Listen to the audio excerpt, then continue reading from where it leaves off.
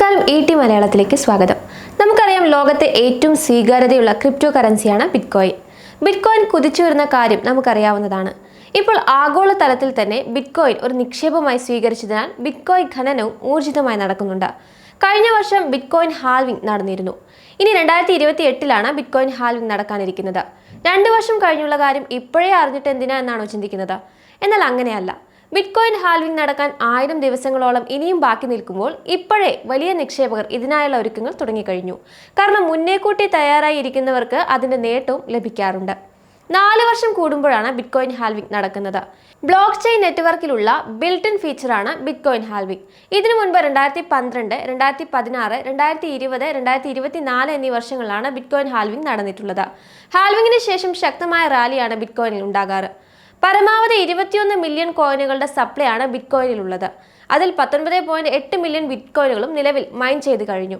അതുകൊണ്ട് തന്നെ സപ്ലൈ നിയന്ത്രിക്കുന്നതിന്റെ ഭാഗമായാണ് ഈ ബിറ്റ്കോയിൻ ഹാൽവിംഗ് നടത്തുന്നത്. ബ്ലോക്ക് ചെയിൻ ടെക്നോളജിയാണ് ബിറ്റ്കോയിന് പിന്നിലുള്ളത്. ഈ ബിറ്റ്കോയിൻ ട്രാൻസാക്ഷൻസ് ഒക്കെ കൺഫേം ചെയ്യുന്നതും പരിശോധിക്കുന്നതും മൈനേഴ്സ് എന്ന് പറയുന്ന ഒരു ഗ്രൂപ്പ് ഓഫ് ആൾക്കാർ ഓർ കമ്പ്യൂട്ടേഴ്സ് ആണ്. വളരെ പവർഫുൾ ആയ കമ്പ്യൂട്ടേഴ്സ് ഉപയോഗിച്ചുകൊണ്ടാണ് പസിൽസ് സോൾവ് ചെയ്യുന്നത്. ഇതിനെയാണ് പ്രൂഫ് ഓഫ് വർക്ക് എന്ന് പറയുന്നത്. ഇങ്ങനെ പസിൽ സോൾവ് ചെയ്ത് കഴിഞ്ഞാൽ അവർക്കൊരു റിവാർഡ് പോലെ ബിറ്റ്കോയിൻ ലഭിക്കുന്നു. 2009 ഇങ്ങനെ 50 ബിറ്റ്കോയിൻ ആയിരുന്നു റിവാർഡായി ലഭിച്ചത്. 4 വർഷം കൂടുമ്പോൾ ഈ റിവാർഡ് വീണ്ടും പകുതിയാക്കും. 2012 ഹാൽവിംഗ് നടന്നപ്പോൾ 25 ബിറ്റ്കോയിനായി ചുരുങ്ങി. 2016 ഇത് 12.5 ബിറ്റ്കോയിനായി. 2020 6.25 ബിറ്റ്കോയിനായും കുറഞ്ഞു. ഈ കഴിഞ്ഞ 2024 റിവാർഡ് 3.125 ബിറ്റ്കോയിനായിട്ട് കുറഞ്ഞിരുന്നു. ഇത് പുതിയ ബിറ്റ്കോയിനുകളുടെ സപ്ലൈ കുറയ്ക്കുന്നതിന് വേണ്ടിയാണ് ചെയ്യുന്നത്. അതുവഴി ഇൻഫ്ലേഷൻ നിയന്ത്രിക്കുന്നതിനും ഒപ്പം ബിറ്റ്കോയിൻ വാല്യൂ നിലനിർത്തുന്നതിനും സഹായിക്കും. ബിറ്റ്കോയിനിൽ നിക്ഷേപിക്കാൻ താല്പര്യമുള്ളവർക്ക് ഇപ്പോൾ അവസരമുണ്ടോ? ബിറ്റ്കോയിന്റെ ഇതുവരെയുള്ള പ്രകടനം വിലയിരുത്തുമ്പോൾ പലതരത്തിലുള്ള ചാഞ്ചാട്ടം കാണാൻ സാധിച്ചിട്ടുണ്ട്. പക്ഷേ ഹാൽവിംഗിന് ശേഷം വില ഉയരുന്നതാണ് കണ്ടിട്ടുള്ളത്. എന്നാൽ കഴിഞ്ഞ കാലത്തെ പ്രകടനത്തെ അന്ധമായി വിശ്വസിച്ചുകൊണ്ട് നിക്ഷേപം നടത്തുന്നത് ഉചിതമല്ല എന്ന് തന്നെയാണ് പൊതുവെയുള്ള അഭിപ്രായം. കാരണം ആഗോളതലത്തിൽ 3% ആളുകൾ മാത്രമാണ് ബിറ്റ്കോയിൻ സ്വന്തമാക്കിയിട്ടുള്ളൂ. ഇനി നിങ്ങളൊരു തുടക്കക്കാരനാണെങ്കിൽ ബിറ്റ്കോയിനിലുള്ള SIP റിസ്ക് കുറയ്ക്കുന്നതിന് അനുയോജ്യമായ മാർഗമാണ്. മർഡ്രെക്സ്, കോയിൻ DCX പോലുള്ള പ്ലാറ്റ്ഫോമുകളിൽ ഇത്തരത്തിൽ SIP തുടങ്ങുന്നുള്ള അവസരമൊരുക്കുന്നുണ്ട്. ഇവിടെയും നമ്മൾ ശ്രദ്ധിക്കേണ്ട കാര്യം ഫിനാൻഷ്യൽ ഇന്റലിജൻസ് യൂണിറ്റ് റെഗുലേറ്റ് ചെയ്യുന്ന പ്ലാറ്റ്ഫോമുകൾ കണ്ടെത്താൻ ശ്രമിക്കുക എന്നതാണ്. മറ്റെന്തൊക്കെ കാര്യങ്ങളാണ് ശ്രദ്ധിക്കേണ്ടതെന്നും നോക്കാം.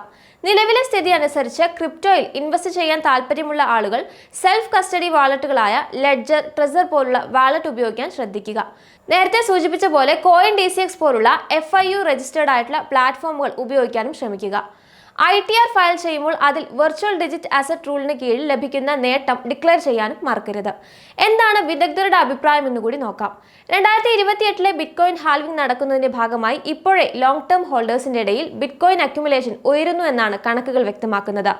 ബിറ്റ്കോയിൻ ETF മുകളിലും ഇൻസ്റ്റിറ്റ്യൂഷണൽ ഇൻഫ്ലോ ശക്തമായ വർധനവാണ് കാണുന്നത്.